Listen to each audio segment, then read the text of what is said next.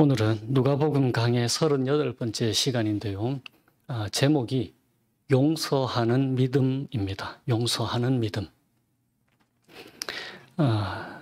사이먼 비전탈이라고 하는 오스트리아 태생 유대인이 있는데요.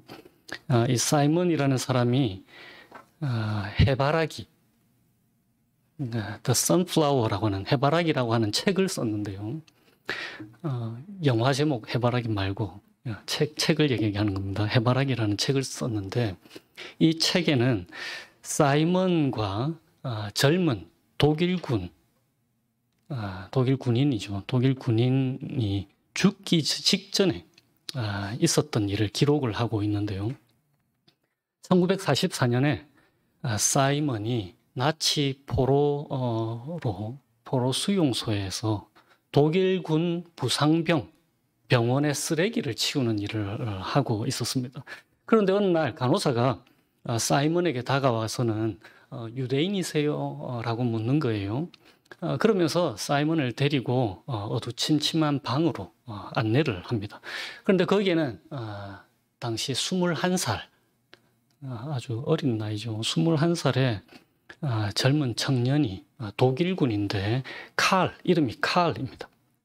이 독일 군인인 칼이 온몸에 붕대를 감고 눈과 코와 귀에만 구멍이 뚫려 있어서 사람 들을 수는 있고 말을 할 수는 있는 거예요. 그 독일군 칼이 있는 곳으로 이 간호사가 사이먼을 인도했습니다. 그래서 사이먼이 이 독일 군인인 칼에게 다가가자 이 칼이 자기 이야기를 하는 거예요. 유대인인 당신한테 제가 지금까지 저지른 끔찍한 일을 털어놓아야 하겠습니다. 당신이 유대인이기 때문에 그렇습니다. 라고 하면서 뭐라고 하냐면은 여러 만행들을 고백을 하는 거예요. 그 중에 한 가지가 이런 이야기가 있습니다. 유대인 300명을 끌어모아다가 3층 집에다가 몰아넣고 석유를 끼얹고 그곳에 수류탄을 던졌습니다. 그것을 피해서 달아나려고 창문을 통해서 탈출하려고 하는 사람들을 집 밖에서 나의 부하들과 함께 총을 쏘아댔습니다. 그런데 이 이야기를 듣고 있던 사이먼은 과거 나치 병사들이 자기 할머니를 집 계단에서 죽이는 것을 보았습니다. 그리고 어머니와 자신의 친척들을 89명, 89명이나 되는 사람들이 나치의 손에 죽은 것을 보았습니다. 그리고 자신도 처음 독일군한테 잡혔을 때에 자살을 시도하려고 했었습니다. 그런 아픔이 이 사이먼에게 있는 거예요. 그런데 그 만행을 저지른 독일군 중에 한 명이 자기에게 용서해달라고, 그러니까 죽기 직전에 평안하게 죽고 싶으니까 죽기 직전에 자기에게 용서를 구하는 거예요. 당신이 유대인이니까 나를 용서해 줄 자격이 있다고 하면서 말입니다. 그러니까 죽기 직전에. 우리는 어떻습니까? 한 번쯤은 다 심각한 상처를 받아보셨을 것입니다.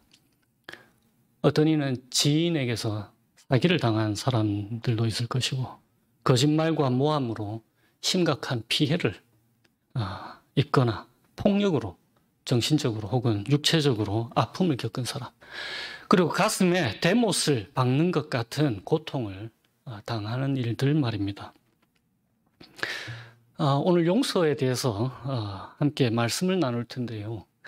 용서에 대해서 말할 때 우리가 함께 몇 가지 약속해야 될 게 있습니다. 제가 용서를 얘기할 때, 그러니까 성경에서 말하는 용서를 제가 여러분들과 함께 나눌 때에 몇 가지 기억해야 할 것이 뭐냐면요. 첫 번째는 우리는 지금 사소한 잘못에 대해 말하는 것이 아닙니다. 성경에서 용서를 말할 때는 그것은 언제나 대단히 심각한 것입니다. 대단히 심각한 잘못이에요. 왜냐하면 죄가 하나님을 적극적으로 대적하는 것이기 때문에 그렇습니다. 그리고 두 번째는 용서는 과거를 지우거나 원 상태로 되돌리려고 하는 것이 절대로 아닙니다. 그렇게 할 수 있으면 좋겠지만 많은 경우에 우리는 과거에 이미 일어났던 일을 되돌릴 수가 없습니다. 그리고 세 번째, 용서는 신뢰를 회복시키는 것과는 다른 문제입니다. 신뢰가 회복되면 좋겠지만은 그렇지 않을 수가 있습니다. 용서와 신뢰는 다른 문제인 거예요. 혹시나 내가 이전에 아주 나한테 큰 잘못을 저지른 사람을 용서는 했는데 신뢰가 되지 않아서 내가 용서해 준 게 아닌가라고 고민하고 계시는 분이라면은 이 점을 기억하시면 좋겠습니다. 용서와 신뢰는 다른 문제입니다. 오늘 4절에도 한번 보십시오. 하루에 7번 내게 죄를 범한다. 그런 사람을 신뢰한다. 신뢰는 다른 문제인 거예요. 신뢰라고 하는 것은 혹은 우리가 하나님을 믿는다라고 했을 때 그 믿음, 신뢰는 믿음의 대상이 결정짓는 거잖아요. 우리가 하나님을 믿어보자 해서 믿어지는 것이 아니고 하나님이 믿을 만한 분이시기 때문에 믿음이 저절로 생기는 것입니다. 마찬가지로 우리가 인간 사이에서도 신뢰를 얘기할 때는 믿어주는 것이 아니라 신뢰의 대상이 결정을 짓는 거예요. 그러니까 상대가 신뢰할 만한 사람이면 우리에게는 저절로 신뢰가 생기는 것입니다. 그러니까 상대를 신뢰할지 말지는 우리가 결정하는 것이 아니고 신뢰의 대상이 결정 지어주는 것이기 때문에 용서와 신뢰는 다른 문제인 것입니다. 그렇기 때문에 반대로 생각하면 용서는 우리에게 달려 있는 것입니다. 그러니까 신뢰와 용서는 다른 거죠. 신뢰는 우리가 할 수 있는 것이 아니고 상대편이 결정 지어주는 것이고 용서는 우리가 결정 지어야 하는 것이기 때문에 그렇습니다. 그래서 본문에서도 뭐라고 하냐면 회개하거든 용서하라. 이게 명령문으로 되어 있는데요. 어떤 번역본에서는 이렇게 얘기하고 있습니다. 용서하라를 어떻게 번역하냐면 용서해야만 한다라고 말입니다. 그러니까 아주 어려운 거죠. 하나님께서는 우리에게 용서하라고 명령을 하시는데 거기에 나의 감정이 충돌하게 되어 있으니까 말입니다. 그것이 좁은 문이죠. 뿐만 아니고 용서라고 하는 것은 우리의 정의감에 상당히 반하는 것입니다. 저 사람은 벌을 줘야 되는데, 그러니까 복수를 해야 되는 거잖아요. 그런데 우리의 정의감은 자주 비뚤어진 정의감입니다. 오늘 설교가 조금 길어질지 모르는데요. 왜냐하면 용서라고 하는 게 대단히 현실적인 문제이고 쉽게 말할 수 있는 것이 아니기 때문입니다. 또 한 가지 이제 기억해야 될 것은 우리가 정의를 얘기할 때 우리의 정의는 비뚤어져 있는데 하나님의 정의, 하나님의 공의는 어떠한 건지를 기억하셔야 합니다. 공의라고 하는 것은 하나님의 공의라고 하는 것은 언제나 사랑으로 충만한 공의입니다. 그리고 하나님의 사랑은 반대로 하나님의 공의로 충만한 사랑인 거예요. 그러니까 하나님 편에서는 그분의 사랑과 그분의 정의, 공의는 다 같이 동일한 하나님의 속성을 얘기하는 것입니다. 두 개가 같은 단어인 거예요. 그래서 용서라고 하는 이 행위는 신적 성품인 것입니다. 사랑으로 충만한 공의와 공의로 충만한 사랑이 합쳐져 있는 거라는 거죠. 그래서 용서라고 하는 것은 은혜에서 비롯되는 것입니다. 바로 그런 이유이기 때문에 용서는 하나님의 자녀들만 할 수 있는 신적 성품에서 비롯되는 것입니다. 이 점들을 이제 기억하고 이제 본문으로 들어가도록 하십시다. 용서에 앞서서 예수님께서는 죄에 대해 먼저 말씀하십니다. 죄에 대해서 말씀을 하시는 이유는 죄가 대단히 심각한 것인데요. 그 이유는 하나님과 우리의 관계를 손상시켜 놓기 때문입니다. 하나님과의 평화가 무너지는 것. 그래서 대단히 심각한 거죠. 그 이유로 본문에서 예수님은 어느 누구도 실족하게 하지 마라. 실족하게 한다는 말이 죄를 짓게 한다는 뜻입니다.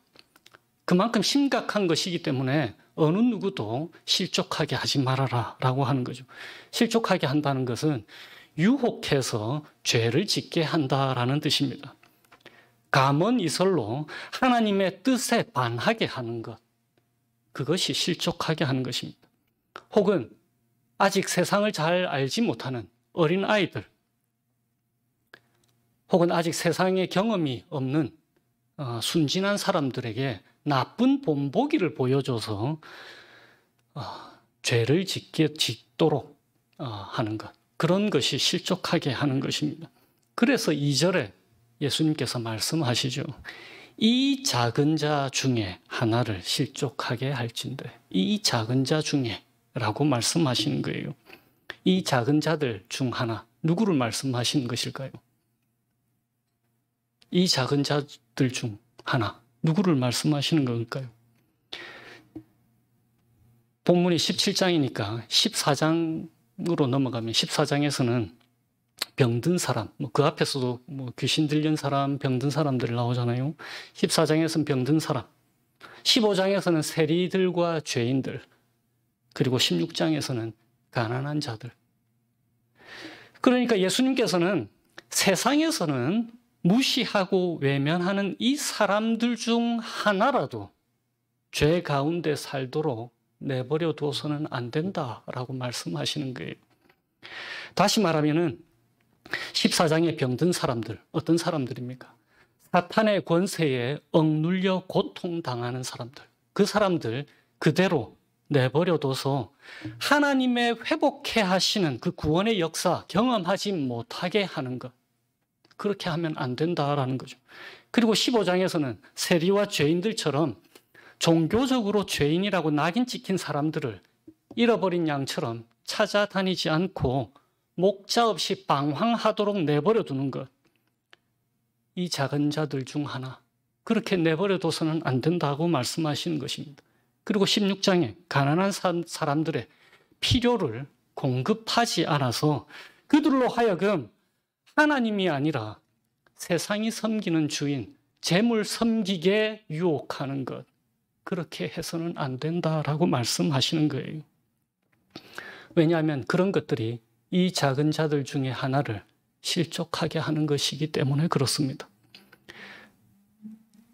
만약에 그렇다고 한다면 차라리 자기 목에 연자맷돌 매달고 물에 빠지는 것이 좋다라고 하시는 거예요. 이 연자맷돌은 그냥 사람이 이렇게 앉아서 돌리는 그 맷돌을 얘기하는 게 아니고 당나귀가 돌리던 큰 맷돌을 얘기하는 거예요. 그러니까 예수님이 아주 대단히 강조해서 말씀하시는 거죠. 그러니까 세상은 이런 사람들을 손톱의 때만큼도 여기지 않겠지만 하나님에게는 아무런 상관없이 누구나 상관없이 하나님에게는 소중한 자들이라고 말씀하시는 것입니다. 왜냐하면 자녀니까. 그래서 3절에 내 형제가 죄를 범하거든 경고하라고 말씀하시는 거예요. 그러니까 죄에 빠지게도 하지 말고 혹시라도 빠졌으면 그 사람들 건져내라, 경고해서 건져내라라고 하는 거죠. 죄를 범한다는 것은 하나님의 품에서 벗어난다는 것이니까 그렇게 말씀하시는 것입니다. 세상에서 하찮게 여기는 사람들도 소중하다고 하는 거예요. 죄인도 소중하다. 그러니까 실족하게도 하지 말고 죄 짓게도 하지 말고 죄 가운데 있으면 경고해서 든든히 서게 해줘야 한다라고 하는 말씀입니다. 그런데 바로 그 다음 말씀이 우리를 아주 어렵게 합니다. 3절과 4절을 한번 보세요. 만일 네 형제가 죄를 범하거든 경고하고 회개하거든 용서하라. 만일 하루에 7번이라도 내게 죄를 짓고 7번 내게 돌아와 내가 회개하노라 하거든요. 너는 용서하라. 여기에서 내 형제라고 번역된 이 단어는 지금 제자들에게 말씀하고 있잖아요. 그리고 이 단어 형제라고 하는 것은 괄호가 빠져 있는데 내 믿음의 형제라는 뜻입니다. 제자들에게도 말씀하고 있으니까 내 믿음의 형제가 죄를 범하거든 경고하고 그리고 회개하거든 용서하라. 그리고 그게 하루에 7번 일어났더라도 그리고 7번 나한테 찾아와서는 내가 회개하노라 하거든 너희는 그저 용서하라 라고 말씀하시는 거예요. 아마 제자들의 반응이 이랬을 거예요. 어째 그럴 수 있어요. 한 번 용서해 주는 것도 어려운데 눈에는 눈, 이에는 이잖아요. 그러니까 눈도 뽑아버리고 이도 뽑아버리고. 그러니까 유대인들은 다 애꾸 눈에 다 영구 그렇게 보여져야 되는 거 아닙니까? 그런데 하루에 7번이라니요. 하루에 7번. 그러니까 하루에 7번이라고 하는 것은 언제라도 이런 뜻이잖아요. 언제라도. 아무리 많은 죄를 지었다 하더라도 이런 뜻이잖아요. 그래서 사도들이 예수님께 부탁하는 거예요. 우리에게 믿음을 더해 주세요. 우리의 믿음의 깊이를 더해 주세요. 라고 하는 것입니다. 도무지 할 수가 없으니까. 우리들의 반응도 마찬가지일 거예요. 그런데 예수님께서 말씀하십니다. 큰 믿음이 필요한 게 아니라고요. 큰 믿음이 필요한 게 아니라고 말씀하시는 거예요. 겨자씨 하나만 한 믿음만 있어도 되는 일이다라고 말씀하시는 것입니다. 믿음의 크기가 문제가 아니고 믿음이 있고 없고의 문제라고 예수님께서 말씀하시는 것입니다. 왜냐하면 우리의 믿음이 힘이 있는 것이 아니라 우리가 믿는 하나님, 우리의 믿음의 대상이신 하나님이 하시는 일이기 때문에 그렇다라는 거예요. 그러니까 믿음이 있기만 하면 용서할 수 있는 것이다라고 하시는 것입니다. 그러면서 믿음이 있다는 것이 무엇인지를 예수님께서 말씀해 주십니다. 너희에게 밭을 갈거나 양을 치는 종이 있다라고 생각해봐라. 그 종이 밖에서 하루의 일과를 마치고 집으로 돌아왔을 때에 너희 주인들 중 누가 종에게 아이고 이 종아 하루 종일 일했다고 고생했다 배고프지? 앉아서 밥 먹으라 할 사람이 누가 있겠느냐는 거예요. 오히려 내 밥상 먼저 차리고 내 가족들 식사할 동안 수종을 들다가 다 끝난 다음에 너의 밥을 먹어라 라고 하지 않겠느냐는 거예요. 그러면서 9절에 이렇게 말씀하십니다. 명한 대로 하였다고 종에게 감사하겠느냐. 그리고 10절에 이와 같이 너희도 명령받은 것을 다 행한 후에 이르기를 우리는 무익한 종이라.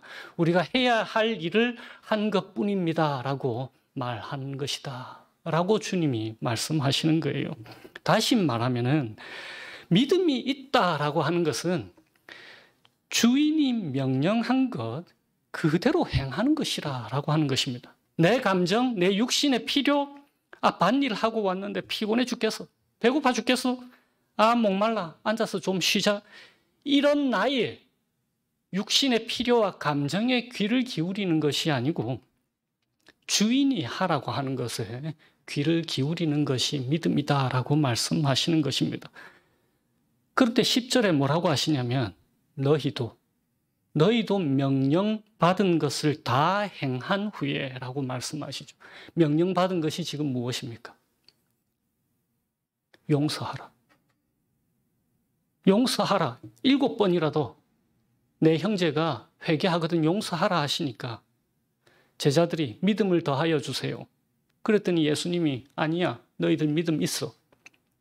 그냥 시키는 대로 하면 돼. 이런 뜻인 거예요.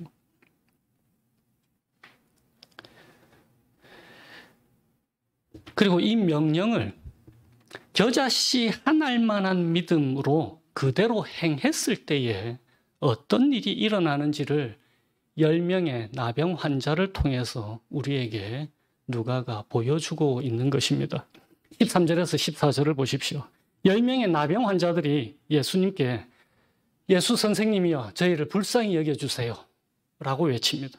그랬더니 예수님께서 가서 제사장에게 너희 몸을 보여줘라 라고 명령하십니다. 명령. 아직 나은 게 아니에요. 그러니까 명령하시는 것입니다.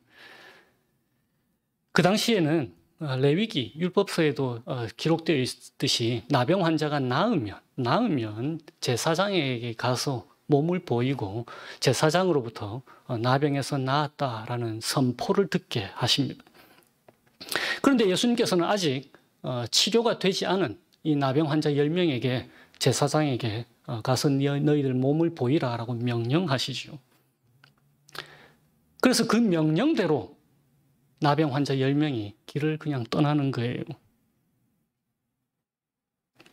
그랬더니 가는 길에 깨끗함을 입었다라고 오늘 본문이 기록하고 있습니다.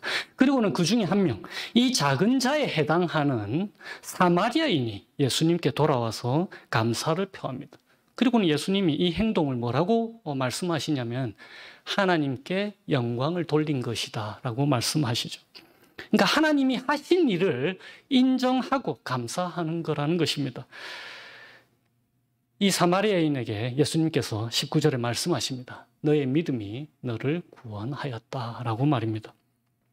다시 말하면은 용서하라는 명령을 행하지 않으면 그 삶이 나병 환자가 고통받는 것처럼 속이 문드러져 썩어져 가는 것과 같을 거라는 거예요. 용서하지 못하는 것이 우리를 나병 환자와 같게 만들 거라는 것입니다. 속이 문드러져 가니까. 반대로 용서하라는 명령을 그대로 행하는 그 믿음, 그 성령님께서 주시는 그 용서하는 믿음, 그 믿음으로 예수님의 명령을 귀 기울여서 행했을 때에 그 믿음이 나병 환자를 회복시켰던 것처럼 우리를 자유케 할 것이고 나음을 입게 할 것이라는 것입니다. 제사장이 나병에서 치유를 판단하고 선언을 합니다. 마찬가지로 우리의 참된 대제사장이신 예수 그리스도께서 우리가 나병에서 나았다라고 선포해 주시는 거예요. 다시 말하면 회복된 인간, 새롭게 창조된 인간, 예수님을 닮은 참다운 인간, 창조시 본래에 하나님께서 원래 의도하셨던 인간다운 인간의 모습, 하나님의 형상을 닮은 사람의 모습으로 회복된 것이 증명이 되는 것입니다. 그것이 바로 18절에 하나님께 영광을 돌리는 것이라는 거예요. 이 땅에서 뭔가 대단한 일을 해서 하나님께 영광을 돌리는 것이 아닙니다.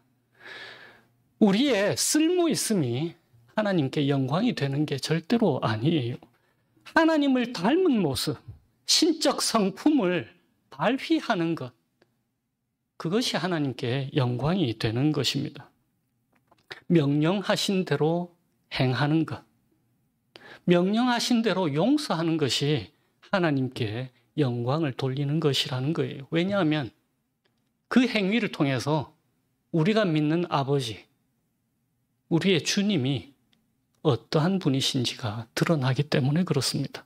용서는 신적 성품이어서 세상에서는 하나님의 자녀들인 우리를 통해서 교회를 통하지 않고서는 볼 수가 없는 것입니다. 하나님의 영과 하나 된 하나님의 자녀들만이 할 수 있는 것이기 때문에 그렇습니다.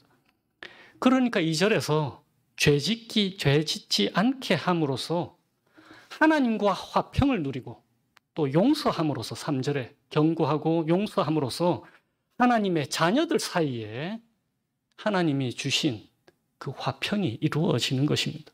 그것이 하나님께 영광이 되는 거예요. 우리가 누가복음 처음부터 해왔듯이 2장에 무엇이 하나님께 영광이 된다라고 했습니까? 예수님의 탄생 소식을 천사들이 알리면서 지극히 높은 곳에서는 하나님께 영광이요, 그리고 땅에서 많은 사람들 중에 평화로다. 우리 안에 하나님이 이루신 그 평화, 하나님과 회복된 관계의 그 평화가 하나님께 영광이다라고 말씀하셨잖아요. 오늘 본문도 마찬가지인 것입니다. 그것이 하나님께 영광이 되는 거예요. 주님이 드러나는 자리니까 그 용서의 자리가 말입니다. 유대인인 사이먼은 자신의 책에서 이렇게 기록합니다. 독일군 병사가 용서를 구하는데 사이먼이 마지막에 이렇게 해요. 마침내 나는 마음을 정하고 아무 말 없이 방을 나왔다. 용서해 줄 수가 없는 거예요. 독일군 그 칼은 다음날 세상을 떠납니다. 사이먼이 이렇게 행동하고 난 다음에 그 자신이 마음이 편치 않았을 것입니다. 그래서 사이먼은 여러 유명 인사들에게 당신이라면 어떻게 했을 거예요? 라고 자신의 책 마지막에 그렇게 질문을 하고 끝을 냅니다. 그 자신의 책의 3분의 1이 자신의 이야기가 그렇게 해서 끝나고 나머지 3분의 2는 이 사이먼이 그 자신의 질문에 반응을 한 세계 각국의 유명 인사들의 답을 함께 넣어놨어요. 그래서 그들의 의견들을 다 그 책에다가 담아 놓았습니다. 동일한 질문을 여러분들에게도 하는 것입니다. 여러분들은 어떻게 하시겠습니까? 우리에게 깊은 상처와 아픔을 준 사람들, 그들이 잘못을 인정할 때에 어떻게 하시겠습니까? 오늘 본문에서는 네 형제가 회개하거든 용서하라 라고 말씀하십니다. 회개하거든 용서하라. 그 의미는 하나님이 용서하셨다라는 거예요. 회개하였으니까. 하나님이 용서하셨다라는 것입니다. 그러므로 너도 용서하라라는 명령이 주어지는 것입니다. 우리에겐 보복하고 싶은 마음이 있습니다. 그런데 그 보복, 우리 주님이 십자가에서 대신 당하셨습니다. 그 예수님이 나도 나의 죄도 같은 방식으로 대신 벌을 당하셨습니다. 회개하거든 용서하라. 그냥 막 용서하라는 게 절대로 아닙니다. 하나님이 우리를 그런 방식으로 용서하신 것이 아니거든요. 그냥 용서하는 것은 값싼 은혜입니다. 그러실 거였으면은 우리 주 예수님께서 십자가에서 죽으실 이유가 무엇입니까? 다시 한번 강조하지만 우리는 용서를 말할 때에 심각한 죄에 대한 용서를 말하고 있다는 것을 기억하셔야 합니다. 하나님의 은혜가 얼마나 큰 건지가 드러나는 것입니다. 사소한 잘못, 그것은 우리가 너그럽게 봐줄 수 있는 거예요. 사소한 잘못은 우리가 너그러우냐 아니냐의 문제입니다. 그런데 우리가 지금 성경에서 말하고 있는 용서는 우리의 마음이 너그러우냐 그 문제가 아닌 거예요. 용서는 믿음을 요구하는 문제인 것입니다.